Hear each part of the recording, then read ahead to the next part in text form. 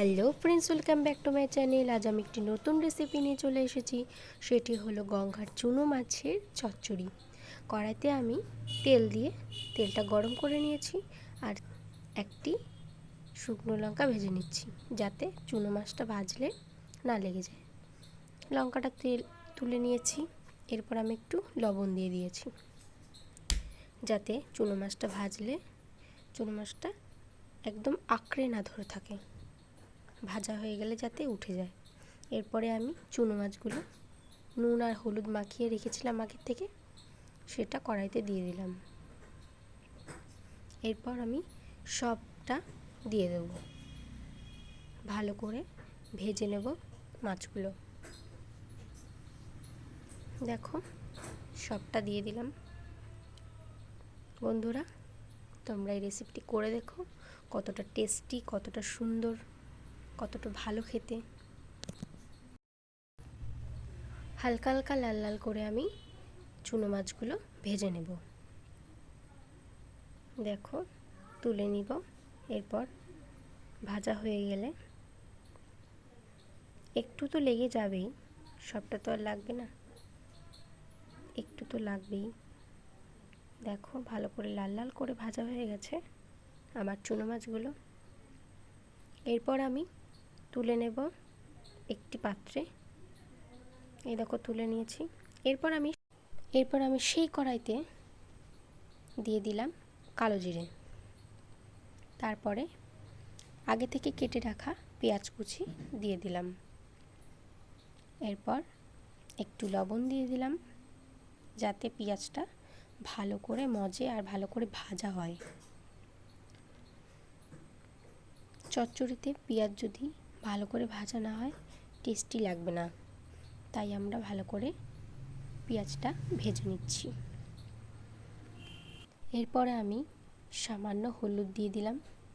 তারপরে ভালো করে আমি ভেজে নেব। দেখো, খুব সুন্দরভাবে ভাজা হচ্ছে। ভালো করে আমি ভেজে নিয়েছি পেঁয়াজগুলো। এরপরে আমি চচ্চড়ির যে সবজিগুলো, তার মধ্যে দিয়েছি আমি আলু কুচি, বিন কুচি, পটল কুচি, ঘিয়ে করলা কুচি আর বেগুন কুচি। সব কিছু আগে থেকে কেটে ধুয়ে আমি রেখে দিয়েছিলাম, সেইগুলো আমি এখন দিয়ে দিলাম। এরপরে ভালো করে আমি মিশিয়ে নেব। তোমরা এর মধ্যে আরও অনেক ধরনের সবজি দিতে পারো। আমার ঘরে এ কটা সবজি ছিল, তাই আমি এই কটা সবজি দিয়ে আমার চচ্চড়িটা আমি তৈরি করলাম। এরপরে দেখো, আমি এর মধ্যে পরিমাণ মতন হলুদ গুঁড়ো দিয়ে দিলাম। এরপরে ভালো করে আমি ভেজে নেব। ভালো করেই ভাজতে হবে।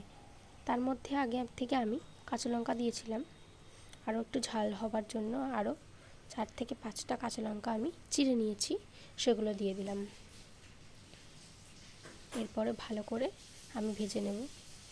বেগুন থেকে অনেক জল ছাড়বে বলে ভালো করে ভাজতে হবে। এরপর আগে থেকে ভেজে রাখা গঙ্গার চুনো মাছগুলো আমি দিয়ে দিলাম চচ্চড়ির মধ্যে। দেখো কতটা সুন্দর এসছে কালারটা, তেমনি মজেও গেছে।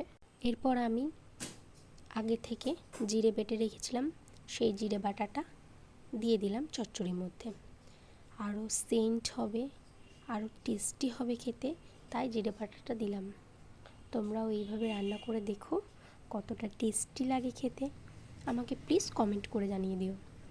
আর আমার চ্যানেলটিকে আগে থেকে সাবস্ক্রাইব করে রেখো, আর লাইক কমেন্ট শেয়ার তো করেই দিও। এরপরে আমি ওই চচ্চড়ির মধ্যে কাঁচা সর্ষের তেল একটু ছিটিয়ে দেব, তাহলে আরও টেস্টি লাগবে। তোমরা খেয়ে দেখো এইভাবে করে, আর আমাকে প্লিজ কমেন্টে একটু জানিয়ে দিও কেমন টেস্টি টেস্টি লাগলো তোমাদের খেতে। আমার তৈরি হয়ে গেছে গঙ্গার চুনো মাছ দিয়ে চচ্চড়ি। এরপর আমি একটি প্লেট নিয়ে নেব। তারপরে আমি চচ্চড়িটা তুলে নেব। তোমরা দুপুরবেলা গরম গরম ভাত দিয়ে চচ্চড়িটা খেয়ে দেখো ভাতের সাথে, কতটা টেস্টি লাগে খেতে। আর আমাকে প্লিজ কমেন্টে জানিয়ে দিও। দেখো, তৈরি হয়ে গেছে আমার গঙ্গার চুনো মাছ দিয়ে চচ্চড়ি। সবাই আমার পাশে থেকো। সবাইকে টাটা।